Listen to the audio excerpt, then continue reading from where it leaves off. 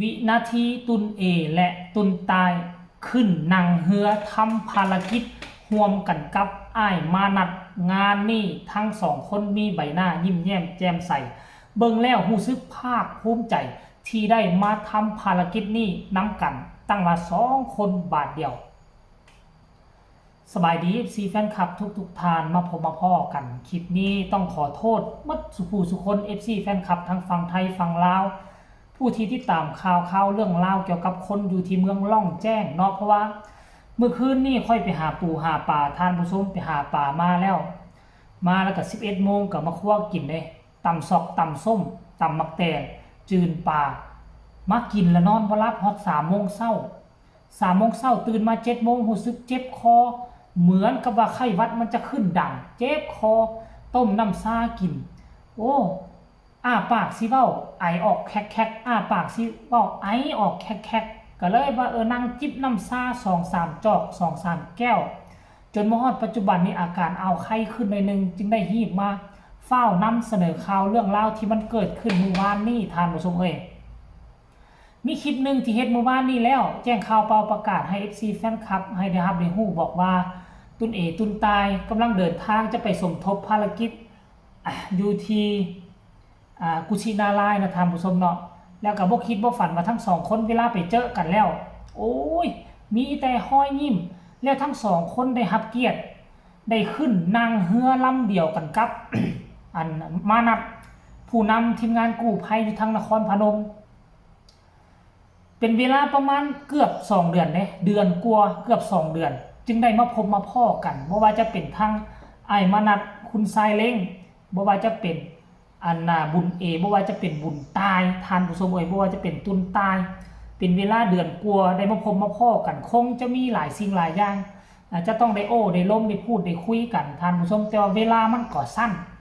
จำเป็นจะต้องได้เฮ็ดภารกิจสากลมื้อวานนี้ก็ช่วยกันค้นหาจนสำเร็จและเทคนิคแท็กติกที่ได้จากมื้อวานนี้พวกเจ้าฮู้บ่เมื่อก่อนแม้แต่กระทั่งโตค่อยกับบ่ฮู้ขั้นกรณีว่าคนสูญหายทางน้ำก็มีแต่ว่าดำซอกหา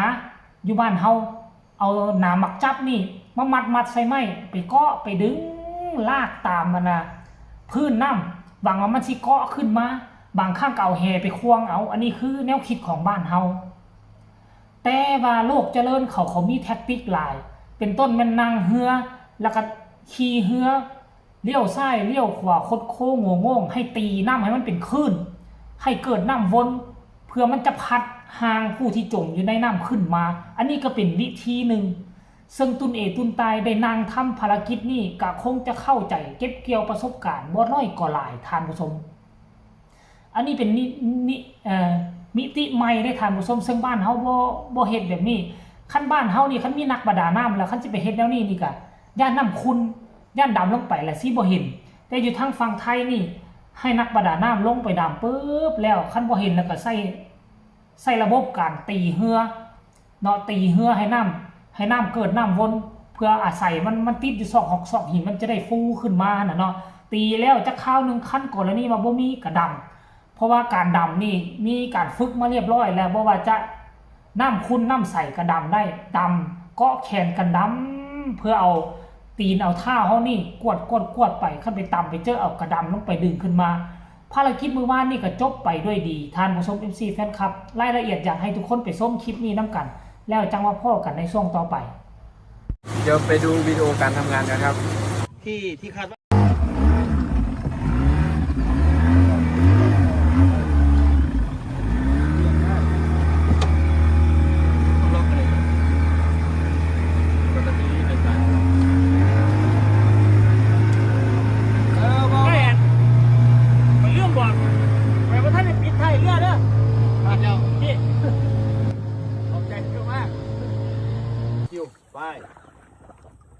ไอ้ดีมอเขาลงให้ได้เด้อไอ้แรก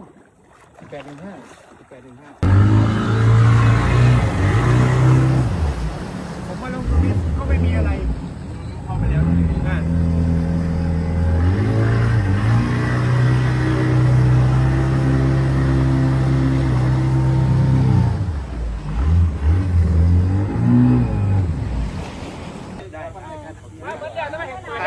ได้กินได้เลยครับใช่ใช่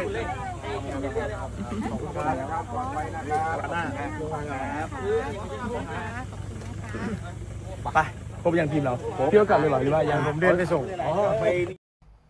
นี่นะพ่อแม่เห็นแบบนี้แล้วรู้สึกภาคภูมิใจไว้ทุกคนเลยรู้สึกดีใจแล้วก็รู้สึกตื่นเต้นกับ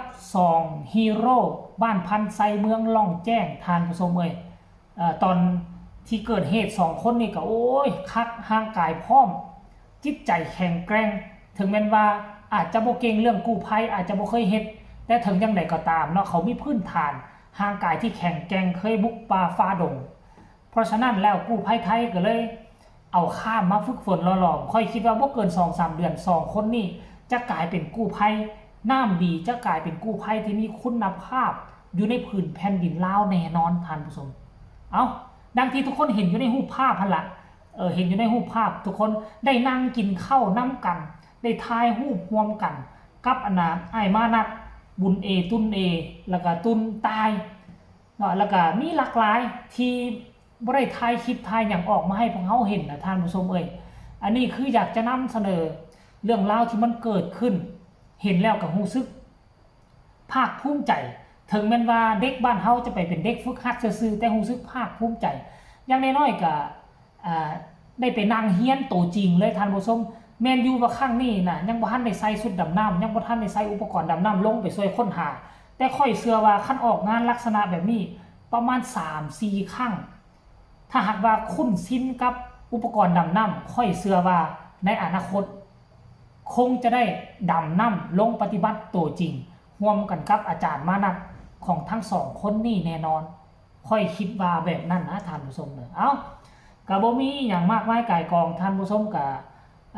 ฮีบมานำเสนอเห็นเรื่องราวดีๆแบบนี้เนาะก็ได้แต่หวังว่าทั้ง2คนนี้จะเก็บเกี่ยวประสบการณ์เพราะว่าคนทางบ้านยังรอคอยอยู่โดยเฉพาะตุน